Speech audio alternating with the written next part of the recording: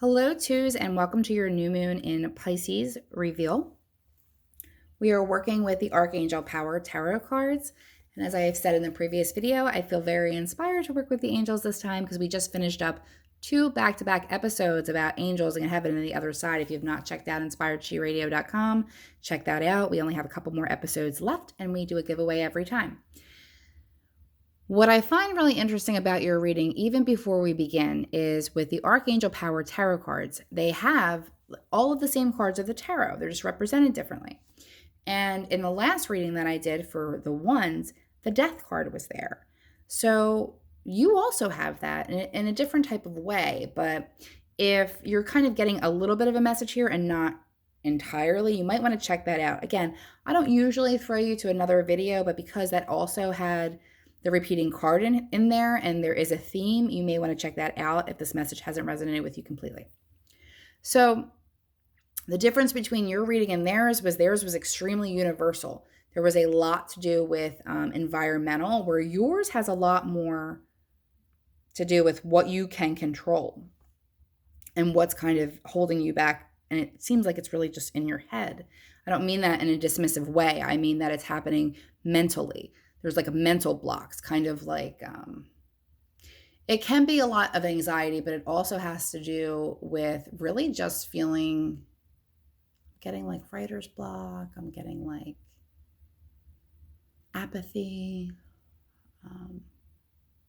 just that type of energy that's kind of coming forward. Extreme stress, maybe just being like overworked, having to come to a decision about a situation that maybe you wanted to come to a decision about, but the timing wasn't right. You were saving it for a rainy day, I suppose. We always think that there's going to be a better time to do something, but there really isn't. I mean, especially when you're making big changes in your life, which it looks like it's going to be happening for you, there really is not a good time to do that. You just have to do it. So that's what's going to be happening for you. Let's start talking about it. So write the Death card in the tarot, and here it is peace. And why is it peace in here when you're talking about death? Because we're not talking about actual death. We're talking about death of an old way of life, death of an old self. And when this comes up, it's not because your life is so wonderful, we want it to like change and freak you out. It's because you know that you need to change, because you have gotten stuck in a situation out of comfort, boredom, or whatever, what have you, and it's no longer serving you, and you're starting to get antsy. And when you get antsy, your anxiety kicks up and you're just really not inspired. And I feel like there's a lack of inspiration here. I also feel like there's a sort of, I'm sorry, that wasn't very focused, but there's a sort of need to fit into a former role or roles, which we'll get into, where it's like, oh, I've always been this way, or people expect this certain way from me, but I don't really feel like that anymore, because as you learn and grow in age, you change, and that's okay to change how others perceive you and how you want to present yourself, or how you're coming from within out, because usually with spiritually, the changes happen within before they come on the outside. But the reason I say that is because you have Queen of Gabriel and Queen of Ariel. So two completely different types of queens. One, this is basically the Queen of Wands in the tarot deck, and this is the Queen of Pentacles. How are they different? Okay, so the Queen of Wands is out and about. She's extremely social. She's surrounded by people. She likes the limelight. She's definitely has her hands in a million different things, okay? Where the Queen of Pentacles has that too, but it's in a little bit more of a grounded way. She doesn't have to be everywhere. She kind of tends to her own garden. She has it together. She keeps the people that she loves close to her, and she does spend a lot of time in enjoyment of the things that she has acquired. And it's not necessarily in a materialistic way, but this queen is very fond of being home. So you may find that you no longer fit where you used to fit, and you're no longer the person that people always perceived you to be. And that's okay to go through that death and transformation. It's timely to do so. The universe wants you to, because they want you to be in a better space. So nothing against the Queen of Wands. I mean, the Queen of Wands, she's out there, she's social, she's very charismatic. But it's just showing that you kind of want things, you're looking for a quieter lifestyle, if that makes any sense. And that could have to do with the fact that maybe your life has been so chaotic, you've been waiting for it to wind down. Or it could have to do with the fact that, it's just not doing it for you anymore. So we also have the Two of Michael, which again comes to kind of a little bit of, it comes to making a decision after a stalemate. So things going on for some time. So I don't feel like this should be a surprise to you. I feel like what I'm telling you is more of a validation because I feel like you have been kind of bored with the life that you've been living. It's just not resonating with you anymore. You have changed and things in your life will have to change. It's not negative, okay? Some of the people that and things that you may leave behind, it might feel, if you're an extremely sentimental person, that it's negative, but you don't have to leave everything behind to start new. It's just aspects of your personality. It doesn't mean you can never be the Queen of Wands again. Maybe you'll feel like doing that in the summer, who knows? But at this point in time, at this particular reading, the energy has to do with being grounded, being home, and tending to your home, whatever that is for you, okay? That could be that space that feels like home for you. That could be within your business. That could be within your home. Whatever that is for you that makes you feel like it's has longevity, like there's something underlying there that you can really rely on and count on.